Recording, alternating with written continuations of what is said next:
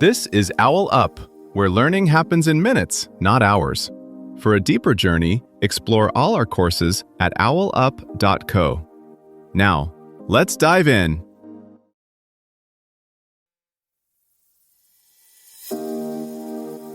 Welcome back to Chapter 2 of our series on microeconomics, the study of individual choices. In today's episode, titled Demand, Supply, and Market Equilibrium, we're going to unravel how demand and supply work together to shape market prices. So, whether you're a seasoned economics enthusiast or just curious about how prices are set, you're in the right place. Let's dive in. An oil shock in the 70s cut supply by only about a tenth, yet prices almost quadrupled. In this episode, we drop you into that moment. Why did a small change unleash such chaos? And why does the same hidden force shape your rent, your groceries, even your used car? Step away from oil for a second and look at something closer to your daily routine.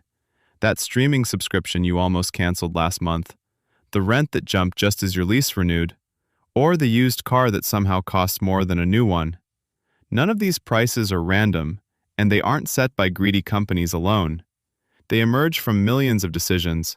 Who's willing to pay what, and who's willing to sell or produce at what cost? Now layer in shocks, a new city regulation on short-term rentals, a sudden boom in remote work, or a missing chip in a global supply chain. Each one nudges people to change their plans, move, delay a purchase, switch products, and those tiny adjustments ripple through markets. In this episode, we zoom in on that ripple process, how shifting demand and supply lines quietly redraw the price tags in your life. Think about how quickly things now update around you. Your rideshare fare jumps between two taps, plane tickets change mid-search, and that limited edition sneaker sells out before you finish entering your size. Behind those flickers of change is something surprisingly structured, a constant tug of war between how badly people want something and how costly it is to keep offering it. The outcome isn't just the price today. It's who gets access, who gets pushed out, and which businesses quietly disappear, or suddenly boom, when conditions shift. In other words, these curves help decide economic winners and losers. Zoom in on a simple graph. One downward line, one upward line, crossing once. That crossing point might look like a classroom sketch, but it encodes something powerful.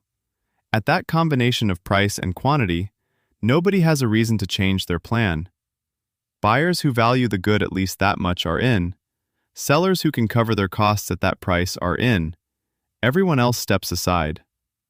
Economists care about this point not just because the market clears, but because of what sits around it: surplus. Consumer surplus is the gap between what buyers were willing to pay and what they actually pay. Producer surplus is the gap between the lowest price firms would have accepted and what they actually receive. At the crossing point, the sum of those gaps is as large as it can be: allocative efficiency. Move away from it, and someone who values the good more than it costs to produce gets blocked, or someone who doesn't value it enough ends up with it. Now add rules. When governments cap rents below that crossing, more people want apartments than landlords are willing to provide. Excess demand. Some get cheaper housing, others just get longer waiting lists, key money, or crumbling buildings as maintenance becomes less attractive. Flip it. Set a minimum wage above the crossing. More hours are offered than firms want to hire. Excess supply of labor. Some workers earn more, others don't get hired at all, or get fewer hours, or move into informal work. Real-world markets layer on frictions, uncertainty, and bargaining power, but the basic geometry still helps decode news stories. The OPEC shock? A leftward shift of one curve, magnified by how steep the other was. The used car spike? A production bottleneck plus a sudden revaluation of mobility when public transit felt risky. Even Amazon's rapid-fire price changes are just an automated attempt to keep jumping back toward that wandering crossing as new data arrive. The twist is that the right crossing isn't about fairness, It's about maximizing the size of the total surplus pie. Who gets which slice? That's a different and often more political question. Open the resale section of a concert app on the day tickets drop. At 10:01, seats are gone at face value. By noon, you see wildly different offers.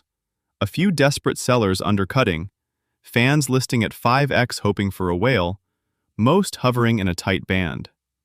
Nobody coordinated this. Each person just tests. At this price, do I still get a buyer? Or, at this price, do I still get in the door? Those scattered guesses slowly cluster. Now shift to a local coffee shop that adds mobile orders. Suddenly, the line looks shorter, but the espresso machine is slammed. Without changing its posted prices, the shop quietly rations with time. Regulars accept a longer wait. Some marginal customers drift to the cafe next door. Same dance, different currency. Think of a basketball team running set plays. The coach calls one scheme, but players constantly read the defense, cutting and passing into open space. No single move determines the score. It's the ongoing adjustment that matters. Markets, too, are less about a frozen right number and more about a live system that keeps rerouting who gets what when conditions shift. Surge pricing on rideshare apps, lightning deals online, even dynamic electricity tariffs all hint at where we're headed. Markets that constantly retune themselves in response to your habits, the time of day, and even the weather. As climate rules tighten and AI gets better at forecasting, the crossing point you saw on a static graph becomes a moving target. The opportunity is sharper signals about scarcity. The risk is that those signals become too fragmented to feel fair. Markets won't hand you a verdict, they hand you clues. Each sold out, each empty restaurant, each oddly cheap flight is a data point about what others chose. Your challenge this week: treat every out-of-stock label and sudden discount like a plot twist, and ask, who just changed their mind, and what might they know that I don't? This was OwlUp, your daily step forward. To keep learning with structured courses and more insights, go to owlup.co. Until tomorrow!